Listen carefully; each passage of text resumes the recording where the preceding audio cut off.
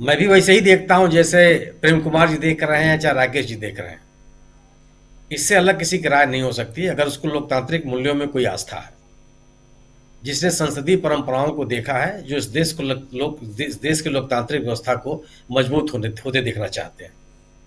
सदन में इस तरह से सदस्यों को बाहर कर दिया जाए, मेरी स्मृतियों में कभी नहीं, और इतिहास भी ये साक्षी है कि ऐसा कभी हुआ नहीं है।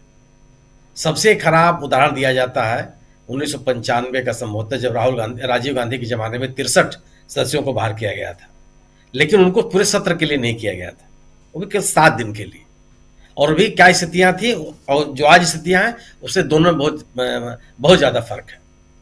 सदन में सभापति, चाहे लोकसभा का अध्यक्ष या जो विपक्ष है उसका संरक्षक है, ये किसी पार्टी या सरकार के संरक्षक नहीं है। इनसे उम्मीद की जाती है कि विपक्ष को के सदस्यों को संरक्षण दें। माननीय सभापति महोदय को इस बात का संज्ञान लेना चाहिए था कि जिस विषय को लेकर के सदन के अंदर हंगामा हो रहा है, उस विषय पर प्रधानमंत्री और गृह मंत्री ने सदन के बाहर कैसे बयान दिया। गरिमा वहां ठेस पहुंचती उसकी। सदन के गरिमा के संरक्षक भी सभापति जी हैं, तब तो उन्होंने कुछ नहीं बोला। उन्होंने किसान की बात की कि मैं किसान से हूं। 1 साल तक इस देश का किसान सड़क पर बैठा रहा, तब भी आप कुछ नहीं बोलते नजर आए। तब भी आप बोल सकते थे। आपने अपने वर्ग की बात की, आपके वर्ग की महिला पहलवानों को सड़क पर घसीटा गया, तब भी आप कुछ नहीं बोले। और आज आप उस वर्ग के अपने आप को प्रतिनिधि होने का दावा करने लगे। एक उपराष्ट्रपति को इस तरह से किसी वर्ग, किसी जात, किसी समूह का प्रतिनिधि होने का दावा करने का कोई औचित्य ही नहीं है। आपके पास एक संवैधानिक पद है, और संवैधानिक पद पर बैठा हुआ व्यक्ति किसी जात, किसी वर्ग, किसी समूह का प्रतिनिधि नहीं होता, उस देश के नागरिकों का प्रतिनिधि है। इस समस्त नागरिकों का वो संरक्षक है। अपने आप में बात, और सदन के बाहर हो रही कोई घटना किसी को लेकर के आप उसको सदन के भीतर उसकी चर्चा कर रहे हैं। राजनीति करने के लिए थोड़े उपराष्ट्रपति होता है, राजनीतिक मुद्दा बनाने के लिए थोड़े उपराष्ट्रपति होता है। उपराष्ट्रपति इस देश के नागरिकों का संरक्षक है। उसे उम्मीद की जाती है कि उस देश के नागरिकों के लिए बेहतर से बेहतर क्या किया जा सकता है, उसकी पहल करें। लेकिन जो सभापति जी का अपना पक्ष जो करना चाहती है वो कर रहे हैं, और किस अंदाज में कर रहे हैं वो भी पूरा देश देख रहा है इसको।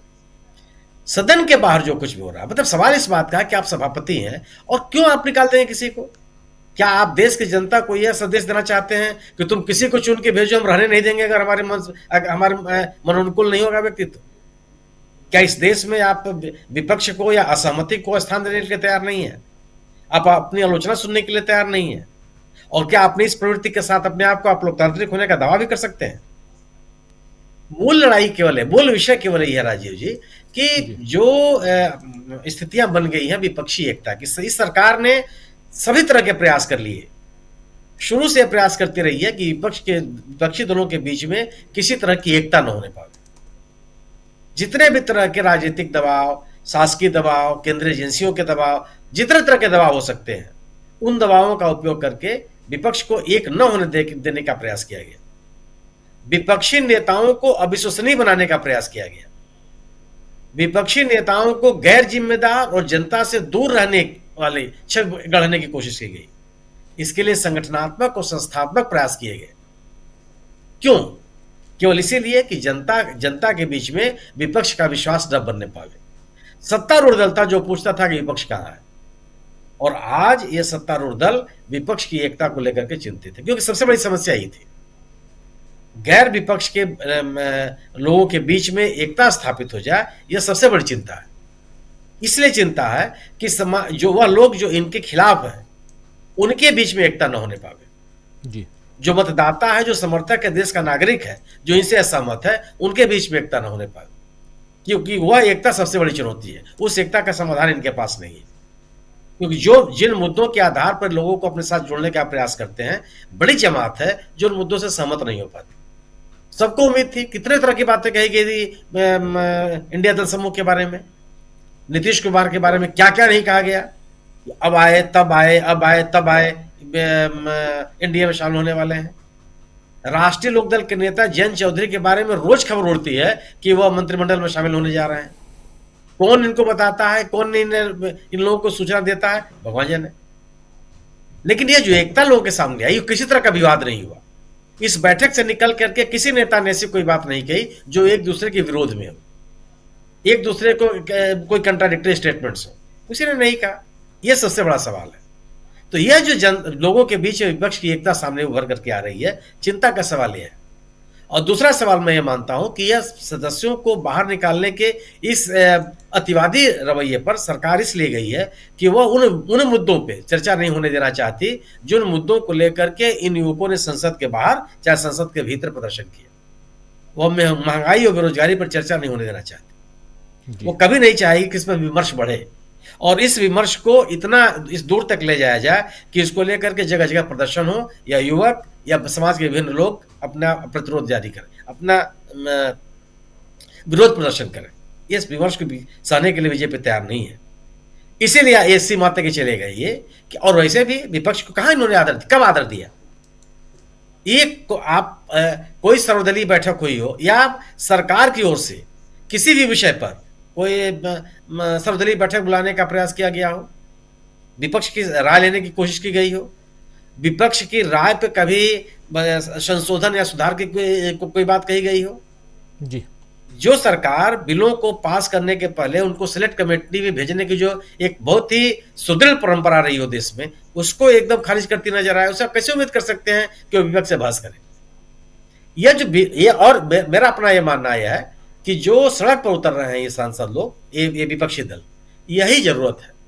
क्योंकि जो बार बार एक विमर्श होता है कि जो सहमति केंद्रीय नेताओं, विभिन्न पार्टी के नेताओं के बीच में आपसी सहमति होती है, उसको उनके कार्यकर्ताओं तक कैसे पहुंचाया जाए।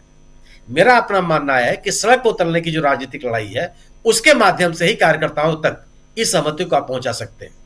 एक दूसरे के साथ सहयोग करने, एक दूसरे के साथ खड़े होने या किसी भी लड़ाई को मिलकर के लड़ने का जो संदेश है, वो इस राजनीतिक लड़ाई के माध्यम से ही आप कार्यकर्ताओं तक पहुंचा सकते हैं। 22 तारीख का जो राष्ट्रव्यापी प्रदर्शन है, वो उसकी तरफ बढ़ता हुआ एक कदम है। और मैं मानता हूं कि सड़क की जो राजनीतिक लड़ाई है, उस उद्देश्य को पूरा करेगी जो उसकी चाहत सबके मन में है कि जिन मुद्दों पर, जिन विचारों पर, जिस कार्यक्रम पर विभिन्न दलों के राजनीतिक नेता सहमत हो रहे हैं, वह उन राजनीतिक दलों के कार्यकर्ताओं तक भी संदेश जाए। और इसकी पूर्ति केवल सड़क की लड़ाई से ही आप कर सकते हैं। मुझे लगता है कि 22 तारीख के राष्ट्रव्यापी प्रदर्शन के माध्यम से विपक्ष उसकी तरफ भी बढ़ता हुआ दिख रहा है। ये जो सदन के भीतर या सदन मिमिक्री के लिए बात हो रही है, मिमिक्री किसकी? मिमिक्री में तो मैं मानता हूं कि अगर सामान्य व्यक्ति की मिमिक्री थोड़ी होती है। आप जिस किसी की मिमिक्री हो, वो यह कम से कम मान लेना चाहिए कि समाज में उसकी एक प्रतिष्ठा है। बिल्कुल।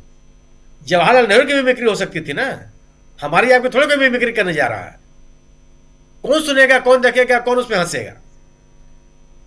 माननीय उपसभापति महोदय को तो गर्व करना चाहिए कि कम से कम कल्याण बनर्जी ने उनको इसका दर्जा देते हैं कि देश के लोग उनके नाम से परिचित है, उनके नाम पे मिमिक्री की जा सकती है। अगर मिमिक्री नहीं होगी तो कार्टून नहीं छपेंगे, फिर तो जितने कार्टूनिस्ट हैं अखबारों के, आर के लक्ष्मण को तो पता नहीं कब लोग जेल भेज दिए होते।